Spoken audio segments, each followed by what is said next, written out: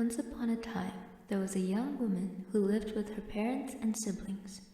She was the only girl in her family among her 7 male brothers. When she was born, her mom named her Pretty because of her beautiful eyes. Wherever she went, her eyes and looks brought happiness and comfort to those who saw or met her in the village. She then later got married and gave birth to a cute little boy. Her husband was a soldier, and his job didn't allow him to spend much time home with his family as he was needed in his work. One night, when she was asleep, she heard someone knocking on the door. Quickly, she got up, put something on, and rushed to the door, thinking it was her father who sometimes visited her at night to spend some time as a family. She opened the door and said, "Come in, Dad." But it doesn't look like her dad. It is a man, yes. She couldn't recognize the face or his features as it was dark outside. Quietness took over the room. She was waiting for him to start speaking. He says with a very low voice, "Aren't you pretty?" She says, "Yes," he responds. Before he spoke, she felt something wasn't right. He says, I have something to tell you. I wish I wasn't the person that delivers this news. Your husband passed away. I'm very sorry." "Where? How? When?" she says. He answers, "A bomb exploded while he was riding his horse. Nothing much we could do or could have done." She couldn't believe the news, and she was certain that it was a dream and it will all end shortly. "Of course this is a dream," she says. While the man was standing outside, her father came to check on her as usual. When he heard the news, he told the soldier to go home and he'd take care of it all. Time passed by, and the little boy was now growing with his mom and without a father. He tells us his story and says, "I hated my mom. She was such an embarrassment to me.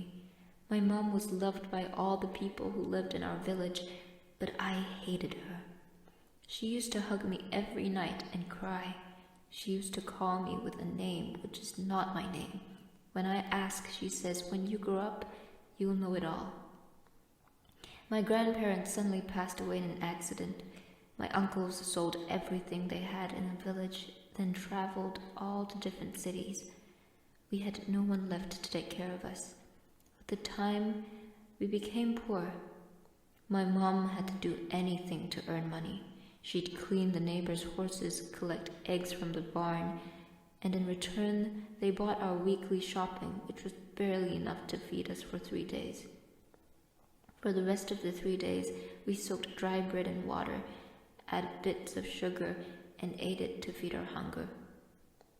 I was feeling embarrassed when my mom came to collect me from school. She looked dirty after her work and ugly as she only had one eye.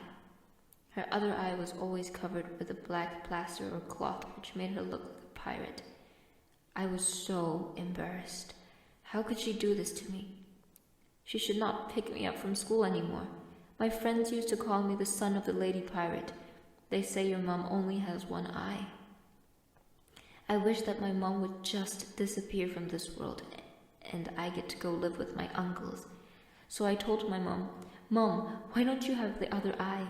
All my friends at school is mocking me because of your appearance. Why don't you just die?" She always listened and kept quiet. I guess I felt a little guilty, but at the same time, I felt this anger in me. Guilt. A mixed feelings of unknowns. I had always hoped my mom could look better and happier. I never see her smiling. Always wondered why Grandma would name her Happy when she looked very ugly. Every night I would wake up to go to the toilet. My mom would sit in the same place and cry so quietly as if she were afraid of something. I would look at her and then turn away. Her grief created a dark place in my heart. My life was the same. I would wake up in the same position, connected to the same negative feeling, even if the birds were singing and the weather was great. I promised myself that the only way out of this was to study hard and get accepted to one of the state-funded secondary schools, and then leave. Forever. So I studied hard for the next 4 years, and finally one day I received a letter to say I was accepted at a state university, which was 1,000 miles away from our house. I never felt how happiness felt like. I think that was the only day in my life that I might have felt something different than feeling sad. I packed my clothes quickly, not knowing where and how to get there, and left Mom a note which says, "Dear Mom, I got accepted at a university to study and start my life. My own life. I have been living your life since I was born. I guess never was happy and never loved you. You cry without a reason, mourn every night. If you love me and really care, please never contact me and trust I will always be fine." At university, time passed so fast. I made many friends who loved me, and I loved them. For the first time in my adulthood, life felt connected and cared. As every other man fell in love with a girl, got married, and now have 2 children, Maya and Alba. Maya is starting primary school in a few months, and Alba is 3 years old. Every Saturday, we would all go to visit my wife's family, then take the girls to play in the park. That day, my wife just started preparing the girls and getting herself ready for us to start our Saturday as usual. Suddenly, I heard knocking. Maya always runs to the door and opens them, waiting for some time so she comes back and tells who is at the door as usual. Took a while to come back. I wore my slippers and started walking towards the door. Suddenly, I saw an elderly lady kissing my daughter. Who could she be? My wife's mom? I said, "Hello. Welcome. You saved us the journey going to you. Thank you." When the lady lifted her face, I quickly recognized her. She only had one eye. My heart started pounding, and I started hearing louder voices. "Ha ha ha, the son of the pirate lady." Could she be my mom? What should I do if it's her? How do I react? Can I tell my wife? I always told my wife that my mom had died when I was small and was raised by grandparents. I had to pretend that I do not know her. I said, "Who are you? Why are you kissing my daughter?" I screamed at her. "How dare you come to my house and scare my daughter? Get out of here now!" And to this, my mother quietly answered, "Oh, I'm sorry. I may have gotten the wrong address." And she disappeared. When my wife asked, I was a beggar. Thank God she does not recognize me. I was quite relieved. I told myself that I was not going to care or think about this for the rest of my life. Since that day, I saw her in my dreams every day. This time, she was always happy in my dreams. A dream is a dream. It can never be true. Time passed and life went on. Maya is now 16 years old. Me and my wife are planning her graduation party. And that same morning, the postman delivered our letters. And among the letters was a strange-looking letter, brown-colored, and address was handwritten, and my name was misspelled. I was hesitant to open it and read it. So I quickly opened it and read, "Dear son, your mom has recently passed away and asked to write to you to let you know that she left the house to you. Please call me on the below number when you decide to visit so I collect you from the local bus station and show you around. I'm sorry for your loss. Your neighbor." The following week, I called the number that was on the letter, agreed a date, then traveled to meet our old neighbor. The bus arrived, and I see him waiting. He looks similar, just in an older version.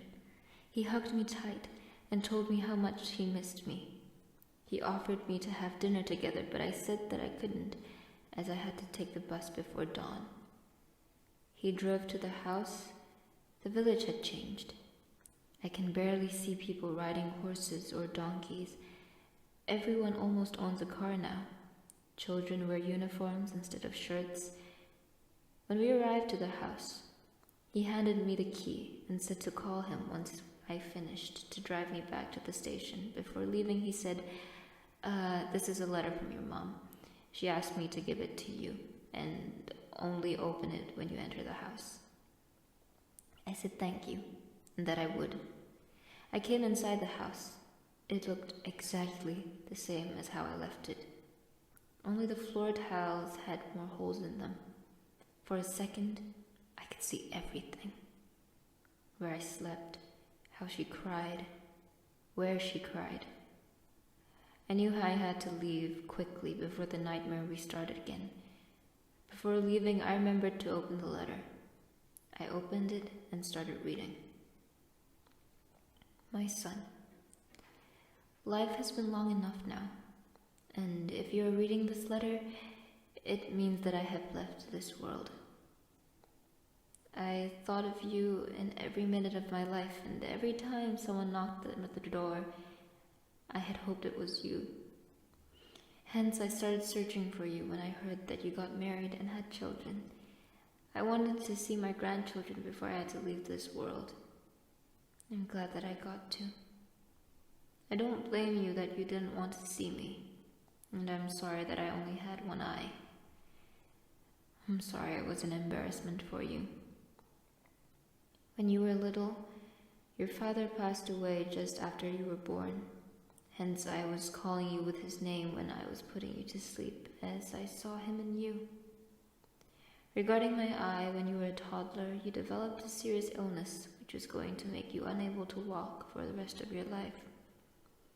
Our doctors didn't know what the cause of the illness was except of one doctor who knew how to treat you. The doctor gave me two choices. So he helps you, and either I marry him and he helps you, or I give him one of my eyes, which he was going to sell for a lot of money for foreign organizations. I could not marry that doctor because I was still in love with your father, so I decided to give my eye in return of your treatment. You meant the world to me. I did anything within my efforts to make sure you succeeded and became a great man one day. The house is now yours. You can do whatever you want with it. My world shattered. I hated the person who only lived for me. I cried for my mother. I did not know of any way that I will make up for my worst deeds. She is now dead, so nothing much I could do except for praying for her forgiveness. Moral: our mothers carried us for 9 months non-stop. They could not take a break from carrying us for the 9 months. When I go shopping and carry the heavy shopping bags, I had to always stop, stretch my hands for a second, then carry on.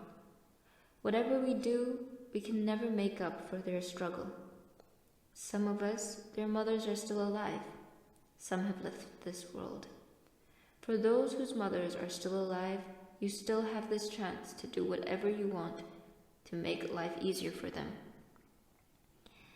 As human beings, we are never perfect. Our mothers never wish bad for us. Parents give up all for kids, forgive all mistakes made by kids.